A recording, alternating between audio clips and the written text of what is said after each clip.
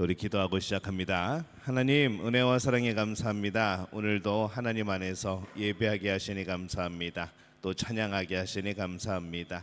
오늘 주의 말씀에 가까이 하게 하시니 감사를 드립니다.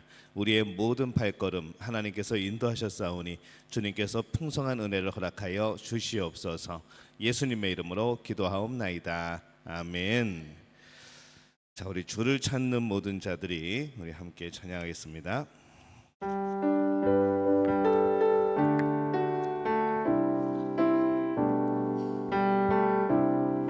조금만 빨리 할까요?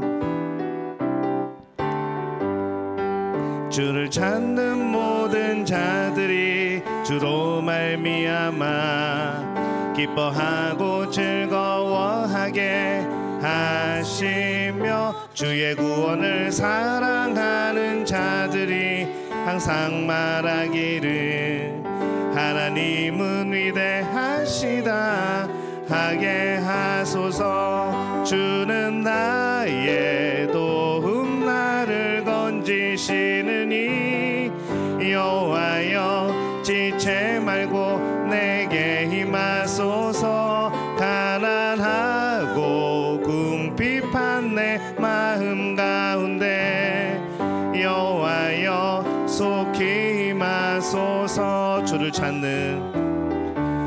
찾는 모든 자들이 주로 말미암아 기뻐하고 즐거워하게 하시며 주의 구원을 사랑하는 자들이 항상 말하기를 하나님은 위대하시다 하게 하소서. 주는 나의 도움 나를 건지시느니 여호와여 지체 말고 내게 힘하소서.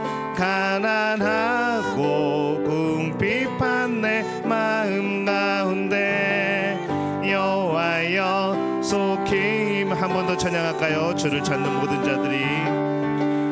찾는 모든 자들이 주로 말미암아 기뻐하고 즐거워하게 하시며 주의 구원을 사랑하는 자들이 항상 말하기를 하나님은 위대하시다 하게 하소서. 주는 나의 도움 나를 건지시느니 여호와여 지체 말고 내게 힘하소서. 가난하고 궁핍한 내 마음 가운데 여호와여 속히 힘하. 주는 나의 도움 나를 건지시느니 여호와여 지체 말고 내게 힘하소서. 가난하고 궁핍한 내 마음 가운데 여호와여 속히 힘하소서. 내 손을 주께 높이 듭니다.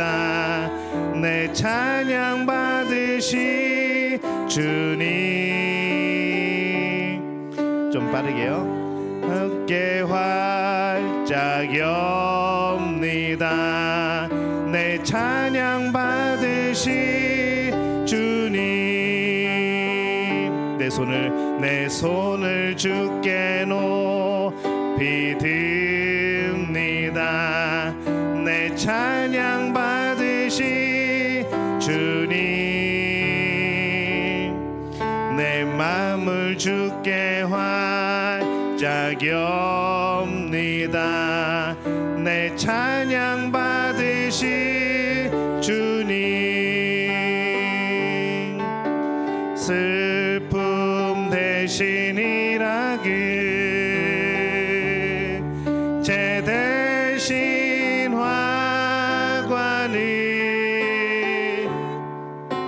근심 대신 찬송의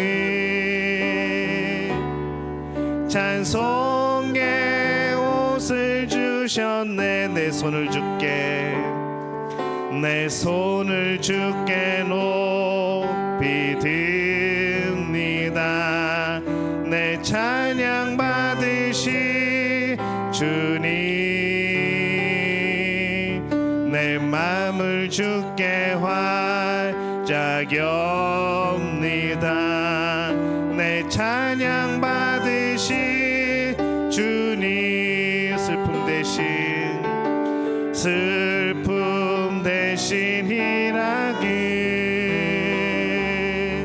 제 대신 화관을, 근심 대신 찬송의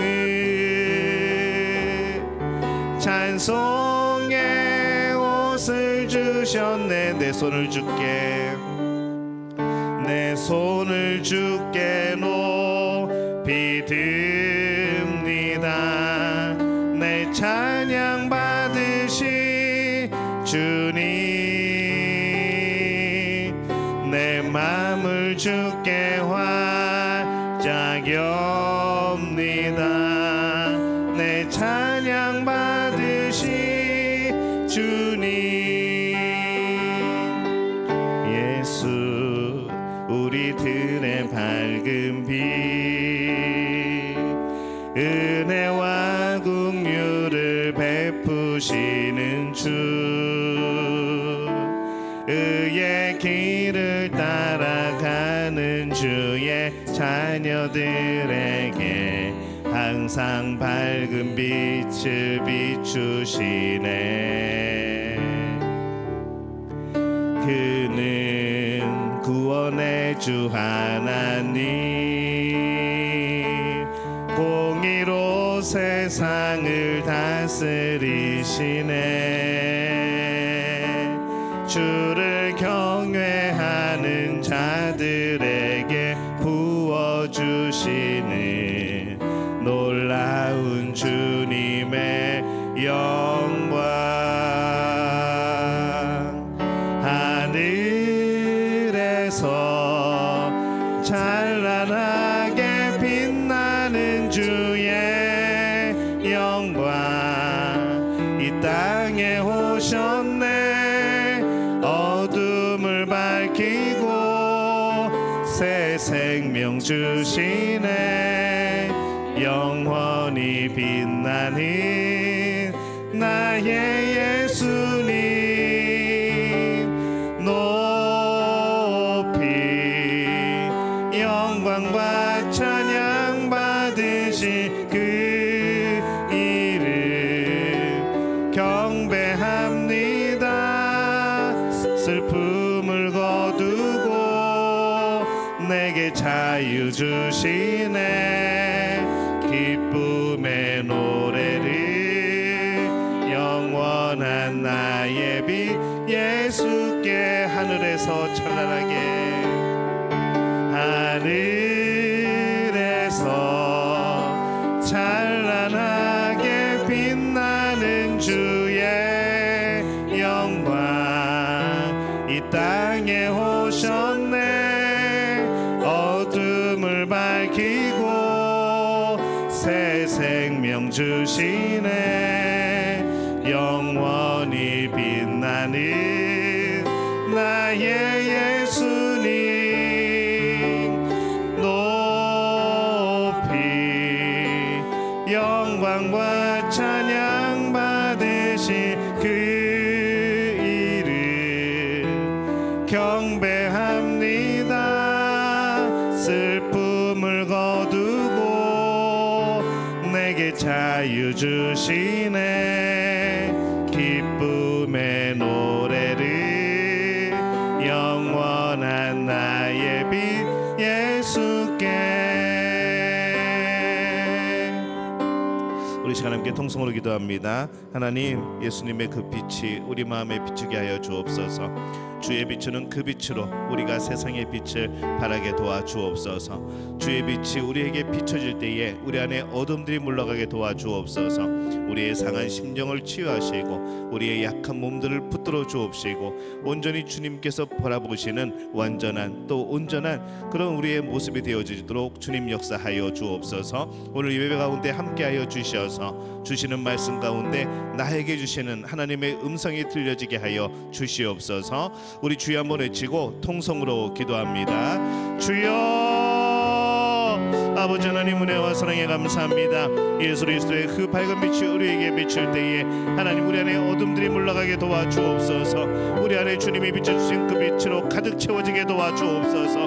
하나님 주 안에서의 기쁨이, 주 안에서의 감사가, 하나님의 주신 모든 것에 대한 은혜가 넘쳐난 우리의 삶이 되어지게 도와주옵소서. 내 안을 잠식하고 있는 어둠들이 물러가게 하시고 우리가 예수 그리스도의 그 빛을 받아 이 세상에 주의 빛을 전하는 그런 복된 우리 믿음의 가족들이 되어지게 주님 역사하여 주옵소서.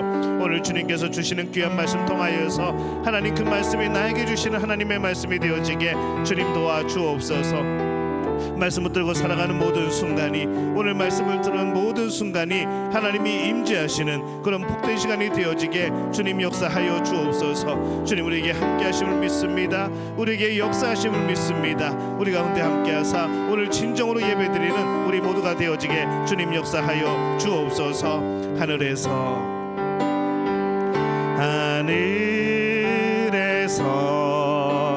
찬란하게 빛나는 주의 영광 이 땅에 오셨네. 어둠을 밝히고 새 생명 주시네. 영원히 빛나는 나의 예수님 높이 영광과 찬양 받으실 그 이름 경배합니다. 슬픔을 거두고 내게 자유 주시네. 기쁨의 노래를 영원한 나의 빛 예수께.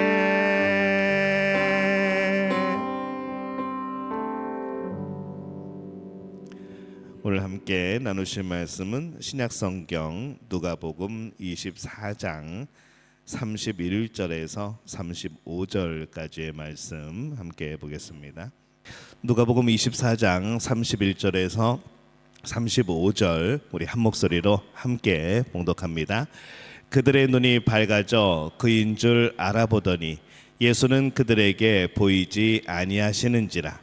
그들이 서로 말하되 길에서 우리에게 말씀하시고 우리에게 성경을 풀어주실 때에 우리 속에서 마음이 뜨겁지 아니하더냐 하고 곧 그때로 일어나 예루살렘에 돌아가 보니 11 제자 및 그들과 함께한 자들이 모여 있어 말하기를 주께서 과연 살아나시고 시몬에게 보이셨다 하는지라. 두 사람도 길에서 된 일과 예수께서 떡을 떼심으로 자기들에게 알려지신 것을 말하더라. 아멘. 하나님의 은혜가 오늘 수요일에 또 주예전에 나온 우리 믿음의 가족들을 축복하고 또 환영합니다. 오늘 박은성 원사님이 오랜만에 다시 오셨습니다. 우리 박수로 환영하겠습니다. 네. 빨리빨리들 나가시면 들어오세요. 오래 계시지 말고. 예, 하여튼 건강하게 또 오셔서 반갑습니다. 오늘 엠마오 마음이 뜨겁지 아니하더냐라는 제목을 가지고 함께 말씀을 나누려고 합니다. 우리 지도를 한번 볼까요? 도대체 엠마오란 마을이 어디쯤 있는가? 이 엠마오라는 마을이 지도를 보시면 저기 빨간색으로 표시된 곳 저기에 있습니다. 네. 조금 확대 좀 해주실래요? 네, 저 동네에 있습니다. 그런데 이 엠마오라고 하는 마을이 추정되는 장소입니다. 따뜻한 우물이라는 뜻이죠. 엠마오라는 의미가 예루살렘 서쪽에 있는 한 4개의 마을 중에 이제 하나로 추정이 되어집니다. 성경에서는 예루살렘으로부터 25리, 그러니까 60 스타디온이라고 되어 있고 환산하면은 한 10km 정도, 그 정도 이제 떨어져 있는 그런 지역입니다. 근데 이 지역의 근처에 이제 네 개의 마을이 있는데 하나는 콜로니에라는 마을이 있고요, 하나는 쿠베이바라는 마을이 있고, 또 하나는 아부고시, 그 다음에 아마스라는 이제 네 군데의 마을이 있습니다. 이제 그 중에 하나가 이 엠마오로 내려가던 제자들이 가던 이제 그런 곳인데, 이제 가장 유력한 곳은 이제 쿠베이바, 이제 그곳이 아마 이곳이 엠마오일 것이다라고 그렇게 이제 추정을 하고 있습니다. 왜냐하면 성경에서 말씀하신 거리가 가장 적당하고 다른 곳은 너무 멀거나 너무 가깝고 또 역사적인 고증이 없는 그런 곳도 있고, 그래서 이곳은 그래서 쿠베이바가 엠마오라는 마을 아닌가라는 이제 그런 추정을 하고 있습니다. 엠마오로 내려가는 두 사람이 있었습니다. 고향을 떠나서 예루살렘까지 예수님을 따르면서 굉장히 그런 놀라운 기적들과 영광의 시간을 보낸 사람들. 근데 이제는 예루살렘에서 엠마오로 내려가는 그 두 제자가 되어진 것이죠. 지난 3년을 회상하면서 보니까 시리와 낙담에 빠져서 처량하게 걸어가는 그런 제자의 심정을 어느 정도 이해를 할 수 있을 것도 같습니다. 왜냐하면 이 사람들 정말 기대가 컸거든요. 예수님이 왕이 되시고 예수님이 우리의 대장 되고 우리는 거기에서 예수님이 큰 로마 정부를 무찌르고 이스라엘의 그런 영적인 지도자, 또 실질적인 지도자가 되어서 정말 강한 나라, 이제 그런 나라를 만드실 줄 알았는데 이게 예수님이 십자가에 못 박히신 이후에 이 제자들의 마음은 정말로 큰 낙심과 또 그런 좌절 가운데 있었습니다. 생각해 보면 그렇습니다. 우리 인생에는요, 예루살렘의 정점도 있습니다. 많은 사람들이 환호하면서 왕이 오신다고, 왕을 찬양하라고, 우리를 구원하시는 이를 찬양하는 그런 환호성도 들었지만은 이 예루살렘에서 엠마오로 내려가는 그런 여정도 있다는 것이죠. 누가 그럽니다. 산에 왜 올라가냐고, 내려가려고 있다고. 그래서 올라가는 길보다 내려가는 길이 더 중요하다고. 또 어떤 사람들은 산이 거기 왜 있냐, 산에 왜 올라가냐, 그러니까 산이 거기 있으니까 뭐 이제 그런 얘기 합니다. 근데 제 지론은 산은 멀리서 지켜보는 겁니다. 가까이 가면 지저분하고 또 어렵고 힘듭니다. 그래서 저는 산은 멀리서 지켜보는 게 저는 가장 좋은 것이라고 생각이 되는 것이죠. 그래서 제가 운동을 별로 안 좋아합니다. 산에 올라가는 거 별로 안 좋아하고, 산은 멀리서 보면은 굉장히 예쁘지만 안에 들어가 보면은 힘들죠. 근데 이거는 이제 제 생각입니다. 이 엠마오로 내려가는 두 제자가 있는데 지난 3년을 회상하면서 많은 좌절을 하게 되어집니다. 우리 그림을 하나 볼까요? 엠마오로 가는 길이라는 그런 그림, 제목의 그림인데요. 1877년에 그려진 그림이고요. 로버트 준트라는 사람이 이제 유화로 그린 그림입니다. 장끄뜨갈렌 수도원, 예, 거기에 지금 수장되어 있는 이제 그런 작품이고요. 이 그림에 보면은 이제 두 명의 인물보다 이들의 심리를 더 잘 표현하고 있는 그런 그림입니다. 두 사람이 낙심과 함렬에 풀이 죽어서 터벅터벅 가고 있는데 예수님이 거기에 동행하시는 모습. 그래서 만약에 이 장면에서 가운데 예수님이 안 계셨으면은 이게 옆에 예수님이 안 계셨으면 얼마나 이게 허전한 그림일까 하는 생각이 드는 거죠. 숲길을 걸어가는데 그냥 둘이서 힘없이 걸어가는 길. 근데 예수님이 가운데 계시고 하나님의 나라를 설명하시면서 이 길이 외로운 길이 아니고 어디로 도망가는 길이 아니라 오히려 소망이 되어지는 길, 오히려 행복한, 마치 천국을 걸어가는 길이 되어지는 것 같은 이제 그런 그림입니다. 여기서 예수님만 딱 빼면은 어디 도망가고 숲속으로 어둠으로 가는 그런 길이 되어버리는 것이죠. 누가복음은요, 이 두 인물에 대한 묘사보다 이들의 마음에 대한 묘사가 더 많이 나와 있습니다. 이 두 사람은 낙심과 환멸에 이제 풀이 죽어 있던 상황이고, 또 발걸음도 힘있게 가는 발걸음이 아니고 터벅터벅 돌아가고 있는 그런 발걸음입니다. 희망도 사라지고 소망도 없는 그런 모습이 저들의 모습이었지만 예수님이 함께 하심으로 이제 그림이 좀 밝아진 것이죠. 그래도 좀 다행인 것은 이들이 슬픈 것만은 아니라는 것이죠.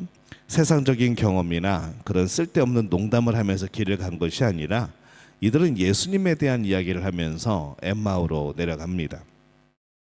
여기서 우리가 좀 뭔가 한 가지 이 상황을 바꿀 수 있는 실마리를 발견하게 되는 거죠. 사실 우리가 살아온 이야기만 가지고는요, 우리 인생에 돌파구가 없습니다. 아무리 모여서 우리 살아온 이야기를 해봤자 거기에는 답도 없고 거기에는 기쁨도 없고 맨 고생했던 얘기, 맨 힘들었던 얘기, 그거밖에 없는 것이죠. 근데 정말 신기한 것은요, 예수님에 대한 이야기를 하면은 소망이 생깁니다. 예수님에 대한 이야기를 하면은 우리 인생에 길이 보이기 시작하는 것이죠. 예수님 이야기를 하다 보면요, 우리 가운데 기쁨이 생기고 소망이 있는 겁니다. 그래서 우리에게 소망을 주는 이야기는, 우리에게 기쁨을 주는 이야기는 예수님 이야기, 성경 이야기밖에 없는 것이죠. 그래서 만약에 구역 모임이 뭔가 지루하고 뭔가 답답하고 뭔가 해결 방법이 없고 모였는데 오히려 서로 의지가 되고 힘이 되어지는 게 아니고, 만약에 그게 더 힘들어지고 그렇다고 한다면은 주제를 바꿔야 됩니다. 주제를 예수님 이야기를 해야 된다는 것이죠. 성경 이야기를 해야 되는 겁니다. 그러면 소망이 생기고 길이 열리는 겁니다. 성경에 나오는 그 거대한 이야기, 하나님이 우리를 사랑하셔서 예수님을 이 땅에 보내신 이야기, 하나님이 우리를 너무나도 사랑하셔서 십자가에 못 박혀 죽으신 이야기, 하나님이 우리를 너무나도 사랑하셔서 예수님을 이 땅에 보내시려고 그 오랜 시간 동안 이스라엘 백성들을 통하여서 내가 너희들을 이렇게 사랑한다고, 내가 너희들을 이렇게 이끌고 있다고 말씀하신 그 놀라운 이야기들, 그걸 만나면은 우리 인생의 실마리가 풀린다는 것이죠. 성경은요, 신앙 체험의 이야기로 가득 차 있습니다. 하나님을 경험한 사람들, 그런 사람들의 이야기가 꽉 채워져 있는 것이죠. 근데 그 이야기들은 우리에게 또 다른 신앙 체험을 하게 해줍니다. 내가 체험하지 못한 것도 이 성경에 있는 인물들이 체험함으로 인해서 내가 하나님을 알게 되는 것이죠. 그에게 임했던 하나님은 이런 하나님이었구나.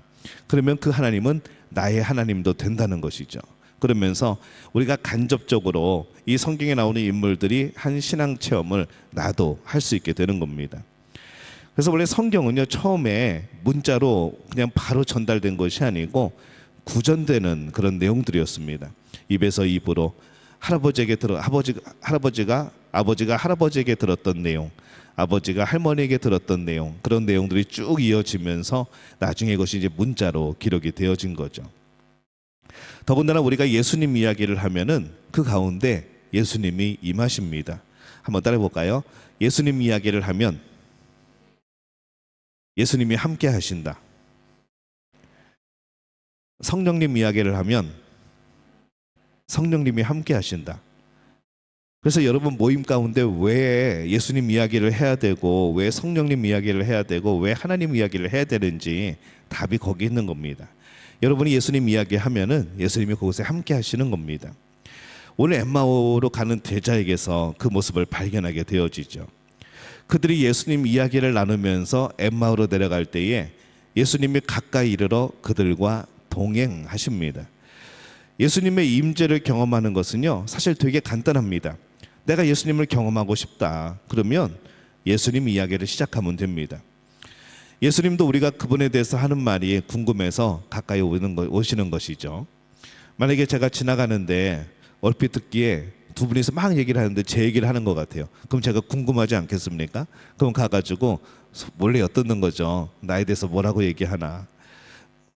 똑같은 겁니다. 우리가 예수님 이야기를 하면은 예수님이 궁금하신 거죠. 그럼 예수님이 함께 하시는 겁니다. 우리가 나누는 말이 답답하면은 그때는 예수님이 어떻게 하시는가? 답을 알려드시죠. 끼어드시는 겁니다. 그래서 우리 아이계 속에서 예수님이 원하시는 뜻과 예수님의 마음을 알려주시는 그런 역사가 나타나는 것이죠. 예수님의 이야기를 시작하는 것만으로도 그 말하는 도중에 우리가 참 많은 지혜를 얻게 되어집니다. 또 우리의 영성이 살아나게 되어지죠. 왜냐하면은 예수님이 우리의 대화에 개입하시기 때문입니다. 그래서 예전에 우리 각자 집에 그런 액자들이 걸려 있었어요. 주는 이 집의 주인이시오, 보이지 않는 손님이고 말없이 듣는 이시라, 뭐 그런 액자가 막 있었습니다. 그런 내용에 그게 나름대로 이게 이해가 되는 것이죠. 아, 우리가 예수님 이야기를 할 때 예수님이 듣고 계시고 늘 함께 하시고 또 우리의 말을 듣고 계시면서 우리에게 또 소망도 주시고, 이제 그런 예수님의 역사가 예수님의 이야기를 하게 될 때에 나타나는 겁니다. 성령의 임재를 경험하는 것도 알고 보면 같은 원리입니다. 성령님 이야기를 하면 성령이 임하시는 거죠. 그래서 이 초대교회 성도들은요, 이 마가의 다락방에서 무슨 얘기를 했을까요? 뭐 그냥 일상적인 얘기했을까요? 그들이 마가의 다락방에 모일 정도이면은 그들은 성령을 기다리는 겁니다. 예수님이 약속하신 성령, 성령님이 도대체 언제 오실까? 언제쯤 오신다고 했는데 어떤 모습으로 오실까? 그 성령님은 어떤 분일까? 예수님 같은 그런 분일까? 우리에게 또 그런 따뜻한 말씀을 전해주시는 분일까? 놀라운 기적을 베푸시는 분일까? 계속해서 성령에 대해서, 오실 성령에 대해서 그들이 이야기를 하는 겁니다. 그러면서 기도하고 그러면서 기다리는 거죠. 그곳에 성령님이 임하시는 겁니다. 엠마오로 내려가는 제자들의 힘없고 처량한 걸음에 예수님이 동행을 하십니다. 근데 이 제자들은 예수님을 알아보지 못했습니다. 가는데 웬 같이 길 가는 나그네가 와가지고 같이 걸어가는 거죠. 알아보지 못할 때에도요, 조용히 우리 곁에서 예수님은 동행이 되어 줍니다. 그리고 진지하게 대화를 들으시고 그 마음을 공감하시면서 우리의 대화 속에 들어오시는 것이죠. 우리의 대화의 상황들을 하나님께 연결시켜 주십니다. 그게 예수님이 하시는 일이고 오늘날 성령님이 하시는 일이라는 것이죠. 우리가 예수님에 대한 이야기를 하다 보면요, 성령에 대한 이야기를 하다 보면 성령님께서 그것을 하나님의 뜻하고 연결시켜 줍니다. 그리고 우리의 모든 상황들을 하나님 뜻에 비추어 해석하게 해주시는 거죠. 그러면서 우리 마음에 기쁨이 있게 되고, 내가 이게 지금 문제라고 생각했는데 이게 알고 보니까 은혜였네 라고 생각을 하게 되어지고, 이 자체가 성령님께서 우리의 대화에 개입하시는 겁니다. 우리 저기 마지막 그림 하나 볼까요? 순서가 좀 바뀌긴 했는데 마지막 그림 보면요, 여러분 이 그림 아세요? 어떤 사람이 예수님을 너무 보고 싶어서, 예수님을 너무 이렇게 막 그 예수님이 어떤 모습인가 궁금해서 기도했답니다. 그래서 예수님 어떻게 하면 만날 수 있을까, 볼 수 있을까, 그 영상을 볼 수 있을까. 근데 마음속에서 음성이 들리더랍니다. 그냥 사진을 찍어라. 그래서 눈밭에 그냥 사진을 찍은 겁니다. 그리고 나중에 현상을 해보니까 이렇게 예수님의 모습이 나타났다는 이제 그런 내용의 그림이죠. 이거 솔직히 안 보이시는 분, 예수님 얼굴 안 보이시는 분, 부끄러운 거 아닙니다. 안 보일 수도 있습니다. 근데 중요한 것은 예수님이라고 보이지 않아도 예수님이 함께 하신다는 거죠. 그래서 이 엠마오로 내려가는 제자들도 예수님이 같이 가실 때 몰라봤습니다. 그분이 예수님인지 몰라봤는데 예수님은 여전히 그들과 함께 하시고 계셨던 것이죠. 그리고 진지하게 대화를 들으시고 그들의 마음에 공감하시고 그 상황들을 하나님께 연결시켜 주시는 겁니다. 예수님은 슬픈 빛을 찌고 있는 두 사람에게 니네들 서로 주고받는 이야기가 무엇이냐라고 묻습니다. 이 두 제자는 예수님인 줄 알아보지 못하고 요즘 거기서 된 일을 혼자만 모르냐고, 지금 온 도성이 난리가 났는데 예루살렘에 지금 무슨 일이 벌어졌는데 어떻게 당신만 모르냐고 오히려 예수님을 핀잔하죠. 좀 아이러니하죠. 자신들의 눈이 가려져서 이 부활하신 예수님을 앞에 두고도 알아보지 못하는 사람들이 오히려 예루살렘에서 무슨 일이 벌어졌는지 모른다고 예수님을 지금 책망하고 있는 겁니다. 우리가 그렇습니다. 이게 우리의 모습이라는 거죠. 이들은 부활에 대한 이야기를 예수님께 들었습니다. 근데 믿지는 않았던 것이죠. 예수님은 그들의 이야기를 먼저 들어주십니다. 나사렛 예수님의 이야기를 하기 시작하죠. 예수님이 하나님과 백성 앞에서 말씀과 사역에 능력 있는 선지자였다는 것, 자신들은 그분이 이스라엘을 정말 속량할 분인 줄 알았다는 것, 그래서 기대했다는 것. 근데 그분이 대제사장과 관리들이 사형 판결을 내려서 십자가에 못 박았다는 사실들을 이 사람들이 예수님에게 이야기해 주는 겁니다. 사실을 전달해 줄 뿐 아니라 그들이 소망을 왜 잃었는지, 이 상황이 그들에게 왜 아픔이 되었는지 해석하여서 예수님께 말하고 있는 거죠. 그리고 그들의 마음속에 남아있는 예수님의 십자가의 모습, 예수님의 능력, 예수님에 대한 기대, 이런 것들을 이제 말한 겁니다.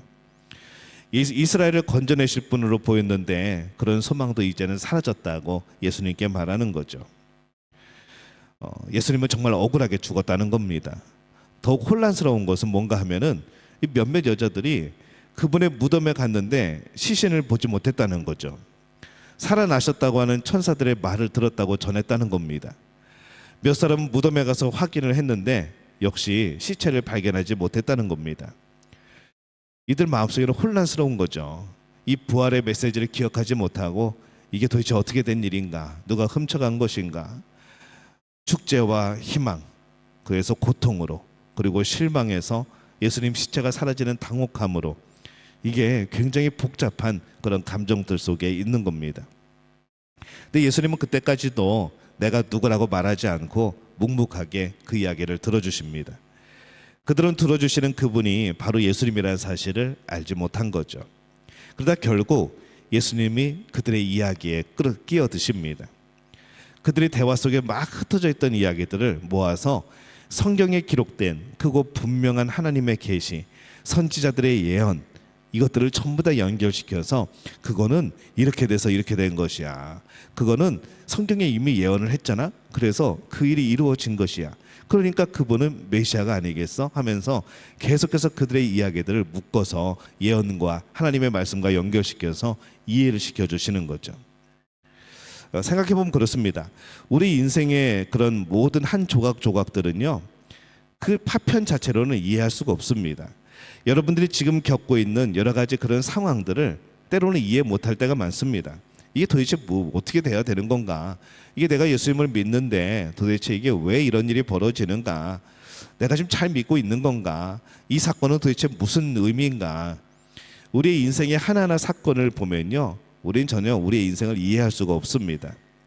근데 그것을 성경에 비추어 보면은 통일된 그림이 나타나는 것이죠. 우리가 먼 훗날의 뒤를 돌아보면, 아, 그때 하나님께서 그래서 이렇게 나를 인도하셨구나, 그런 일을 통해서 내가 더욱더 믿음이 굳건해졌구나, 그런 일들을 통해서 내가 더욱더 하나님께 헌신하는 사람이 되어졌구나, 아, 내 욕심이 사라졌구나, 내 못된 자아가 깨졌구나, 내 못된 성격이 그때 사라졌구나, 이런 것들을 우리가 나중에 알게 된다는 것이죠. 예수님이 말씀하심으로 지난 모든 일의 이야기가 의미를 갖기 시작합니다. 왜 예수님이 그렇게 고난을 당하셔야 됐는지, 왜 예수님이 죽어야 됐는지, 왜 예수님이 그런 조롱을 당하고 왜 종려나무 가지로 들고 막 환호하는 그 예루살렘 성으로 입성을 해야 했는지, 이제 예수님이 설명을 해주니까 이제 이 제자들이 이해가 되기 시작합니다. 아, 그랬었구나. 그 미련하고 선지자들이 말한 모든 것들을 마음에 더디 믿는 자야라고 예수님이 책망을 하시죠. 그들은 그 여인들의 말, 부활하셨다는 말을 도무지 믿으려 하질 않습니다.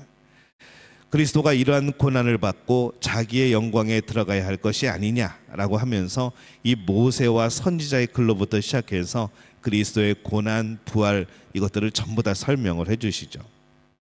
근데 좀 궁금한 게 있습니다. 그냥 예수님이, 야, 내가 그 예수다, 잘 봐봐, 눈 크게 뜨고 봐봐, 이러면 될 텐데 왜 예수님이 그렇게 설명을 안 하고 왜 성경 말씀으로 설명을 했을까라는 것이죠. 부활하신 예수님을 보여주는 것보다 더 확실한 것은요, 성경을 통하여 부활을 제시해 주는 게 더 확실한 겁니다. 그래서 이걸 말씀하시는 거죠. 부활이 우연히 일어난 사건이 아니다. 어느 날 갑자기 예정이 없이 갑자기 살아난 게 아니라는 것이죠.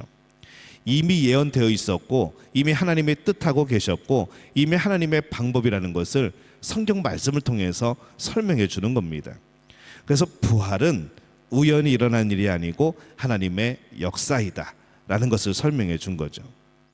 그래서 미뤄보건대 이 부활을 가장 확실한 증거, 이 부활의 가장 확실한 증거는 어떤 체험이 아니고 성경이라는 것이죠. 우리도 성경을 통해서 부활하신 예수님을 만나는 겁니다. 우리도 성경을 통해서 십자가에 달리신 구원자, 메시아, 예수 그리스도를 만나는 겁니다. 예수님은 그리스도의 고난 또 영광에 대해서 말씀하시면서 모세의 율법, 선지자의 예언, 또 시편에 기록된 많은 말씀들을 동원하죠. 그리고 그들의 마음을 점점 열게 하시고 깨닫게 하십니다. 나중에 그 제자들이 이렇게 고백을 합니다. 누가복음 24장 32절 말씀입니다. 우리 함께 읽습니다. 그들이 서로 말하되 길에서 우리에게 말씀하시고 우리에게 성경을 풀어주실 때에 우리 속에서 마음이 뜨겁지 아니하더냐 하고. 이게 성령의 역사라는 것이죠. 예수님은 마음이 뜨거워지게 합니다. 마음의 열정이 되살아나게 합니다. 마음의 소망이 꿈틀거리는 것을 느끼게 합니다. 이게 성령의 역사라는 것이죠. 자, 그럼 거꾸로 얘기하면요, 마음이 식어지고 열정이 사라지고 소망이 없어지는 것, 이거는 우리가 예수님을 더 의지하지 않고 성령을 더 의지하지 않는다는 것이죠. 우리가 정말로 성령을 의지하고 예수님을 바라보며 우리가 그를 살아가면은 우리 안에는 뜨거움이, 열정이, 소망이 솟아오르는 겁니다. 이렇게 도심에서 성경 강론이 벌어지는 동안에 이 두 제자의 목적지인 엠마오에 가까이 갔습니다. 이제 날이 저물죠. 길에서 받은 말씀의 감동, 와, 마음이 뜨거웠던 그 감동, 뭐 어떻게 시간이 지나가는지 모르게 이제 엠마오에 들어갑니다. 그들이 예수님을 청하여서 함께 있게 됩니다. 그리고 같이 식탁에 앉습니다. 길 가던 두 사람 중 한 명인 글로바, 이름이 등장을 하죠. 글로바가 떡과 잔을 준비했을 때 이 손님이 갑자기 당황스러운 행동을 합니다. 보통 어떻게 할까요?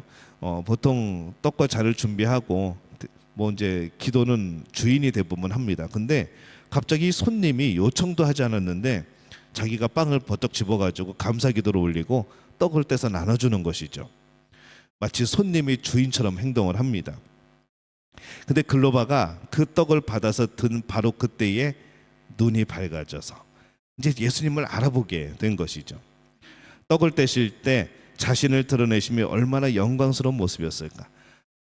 떡을 떼서 나눠줄 때 그 떡을 딱 받았는데 나에게 떡을 주시는 그 손의 감촉이 느껴지고 나를 바라보시는 그 눈빛이 느껴지고 못 알아봤는데 그분이 그 얼굴, 그 광채가 예수님이신 것을 그들이 깨닫게 되어집니다.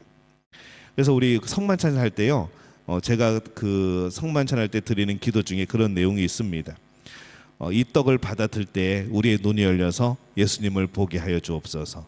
이제 그런 내용의 기도가 들어가 있는 것이죠. 이제 여기서 비롯된 그런 내용들입니다. 예수님이 십자가에서 자신의 육체를 깨뜨려서 우리에게 주십니다. 식탁에 초대된 손님이 떡을 떼시고 축사하시고 나눠줌으로써 그 식탁의 주인이 되어 주시는 거죠. 그래서 생각해 보면은 그들이 부활하신 예수님을 만나게 된 것은 그들이 예수님을 초대했기 때문입니다. 그냥 우린 여기에서 자고 가렵니다, 안녕히 가십시오 했으면은 그냥 그걸로 끝난 것이죠. 예수님의 제자들과 함께 길을 걷는 동안 그들은 예수님을 알아보지 못했습니다. 그분을 그들의 마음과 그들의 집으로 친밀한 공간으로 모셨을 때에 비로소 그분은 그들에게 십자가에 달려 죽으신 또 부활하신 예수님이라는 것을 보여주시고 계시하고 나타내 주신 것이죠. 그래서 우리도 마찬가지입니다. 우리가 마음을 열고 그냥 지나가는 예수님이 아니고 그분을 우리의 손님으로, 우리 마음의 주인으로 어떻게 받아들일 때 우리는 그분을 알아보게 되어지는 것이고, 아, 내 마음 안에서 늘 들리던 음성이, 내 마음 안에서 늘 나를 용기 내게 하시던 그 격려가, 그 용기를 얻게 하는 그런 위로가 바로 그분이 예수님이셨구나라는 것을 우리는 알게 되어지는 것이죠. 가끔가다 우리는 정말 힘들 때 기도하는 마음으로 예수님을 바라볼 때 우리 안에 어떤 음성들이 들립니다. 헷갈릴 때도 있죠. 이게 내가 나한테 하는 이야기인가? 어서 에코 소리 잔뜩 들어간 그런 뻥뻥 울리는 소리도 나고, 얼마든지 우리가 상상으로 만들어낼 수 있는데 그것을 우리는 잘 해석을 해야 된다는 것이죠.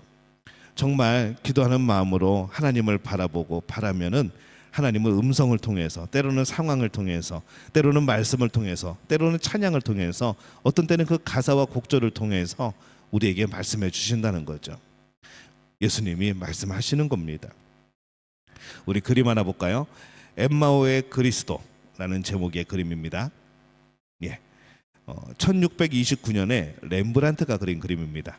역시 렘브란트는 빛의 마술사입니다. 빛을 잘 이렇게 해서 그린 그림이고요. 유화이고 파리에 있는 차르마크 앙드레 박물관, 거기에 소장되어 있는 그런 작품입니다. 렘브란트는 성경을 가장 충실하게 그린 사람입니다. 이 빛과 그림자를 잘 이용해서 정말 이 성경의 내용들을 그린 그런 사람이고요. 이 그림을 언제 그렸냐가 하면은 그가 23살 때 1629년 그가 23살 때 그린 겁니다. 그래서 이 엠마오의 그리스도는 예수님의 떡을 떼심으로 이 제자들의 눈이 열려서 예수님을 알아보게 되어지는 이제 극적인 그 장면을 묘사를 하고 있습니다. 멀리서 저기 끝에서 준비하는 여인의 모습이 보이고 또 소박한 집주인은 깜짝 놀란 표정을 짓고 있죠. 그래서 예수님이 떡을 떼어 주실 때 예수님이네 하면서 놀라는 모습. 또 어둠 속에 있는 또 한 명은 예수님의 발 아래 무릎을 꿇고 있는 그런 모습으로 있습니다. 잘 안 보이죠? 예수님은 또 실루엣만 보이죠. 그래서 여기에서의 중심은 저 사람이 글로바가 떡을 떼어줄 때에 예수님을 알아보게 된 것, 이제 그것을 중심으로 그려진 이제 그런 그림입니다. 그림 또 하나 볼게요. 엠마오의 저녁 식사라는 제목이고요. 1648년에 이것도 렘브란트가 그린 겁니다. 유화이고 루브르 박물관에 소장되어 있는 그런 그림입니다. 이 1648년에 그린 엠마오의 저녁 식사는 예수님이 떡을 떼시기 직전의 모습을 그리고 있습니다. 부활하신 예수님의 뒤에는 이제 후광이 비치고 있죠. 눈이 가려워진 제자들은 그것을 인식하지 못하고 있는 그런 모습이고요. 약간 창백한 얼굴은 죽음으로부터 부활을 나타내는 그런 모습으로 느껴지게 되어지고, 그럼에도 불구하고 예수님의 얼굴은 온화하고 또 모여 있는 두 손은 겸손을 보여주는 이제 그러한 모습으로 지금 장면을 그리고 있습니다. 이 말씀을 또 해석해 줌으로 인하여서 예수님을 알아보게 되어진 그런 상황이고, 또 한 가지는요, 이 부활하신 예수님을 만나게 된 은혜의 통로는 떡을 뗀 겁니다. 부활이라는 상상하기 어려운 초월적인 사건, 근데 그것이 가장 일상적이고 평범한 이 식탁에서 더불어 나타나게 되어진 것이죠.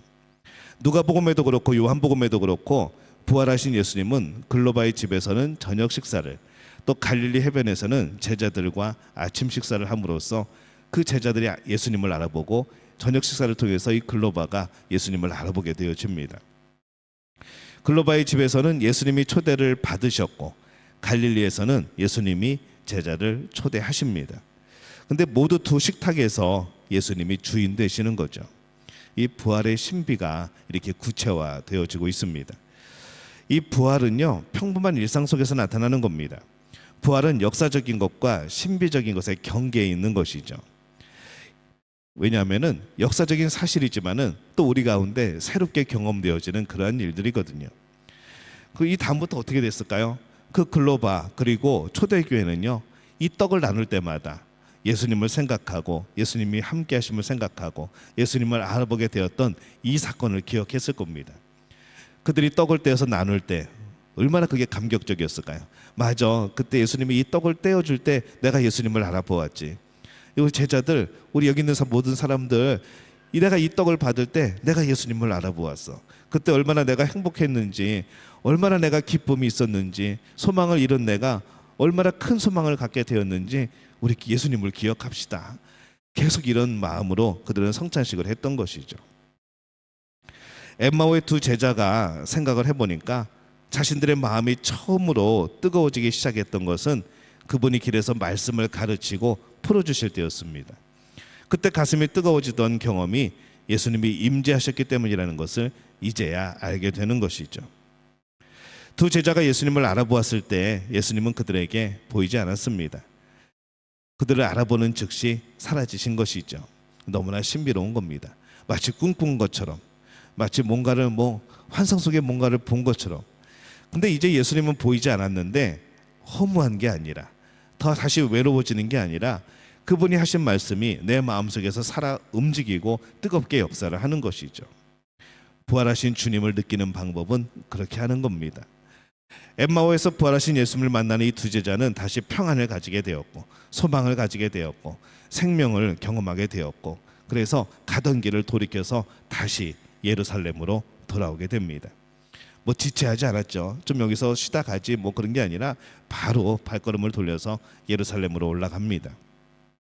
가보니까 그곳에는 이미 부활하신 예수님을 만난 사람들이 모여 있었고, 두 제자는 그 11제자를 포함해서 이 공동체 안에서 내가 어떠한 경험을 했는지 그것을 전했던 것이죠. 부활의 경험, 그것에 대한 증거, 말씀의 목격자, 말씀의 증언, 이제 그들이 그런 역할을 하게 된 겁니다.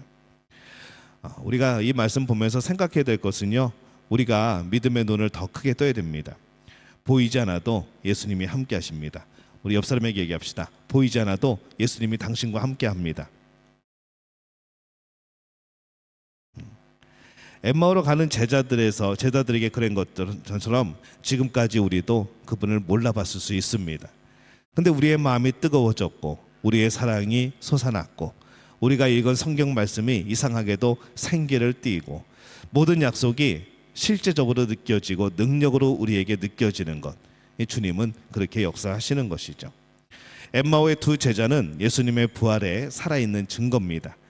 부활이 없었다면 어떻게 엠마오로 내려가던 제자들이 다시 예루살렘으로 올라갈 수 있겠습니까? 어떻게 보면 도망간 것인데, 목숨을 부지하려고 도망간 것인데 다시 그들은 예루살렘으로 돌아간 것이죠. 그들의 터닝 포인트는 바로 예수님의 부활입니다. 부활이 없다면은 시리와 낙담과 외로움과 절망의 나락으로 내려가는 이들에게 무엇을 소망을 줄 수 있겠습니까? 우리에게 소망이 있다고 한다면 그것은 부활입니다. 우리에게 짐을 덜어내는, 짐을 풀리는 역사가 있다면 그것은 십자가입니다. 하지만 우리에게 그 이후에 새로운 소망을 주는 사건은 바로 부활이라는 것이죠. 그래서 우리는 예수님의 부활을 기념하는 주일에 예배를 드리는 것이고, 이 주일에 예수님을 찬양하는 것이고 또 예수님을 기뻐하는 것이고 예선에서 소망을 갖게 되어지는 겁니다. 그래서 주일은 부활을 기념하는 축제가 되어지는 것이죠. 오늘 여러분에게 이 부활의 능력이, 오늘 터닝 포인트가 되어지는 이 부활의 역사가 여러분 마음속에, 또 보이지 않아도 여러분과 함께 하시는 예수님의 그 놀라운 능력과 손길이 경험되어지시기를 예수님의 이름으로 축원합니다.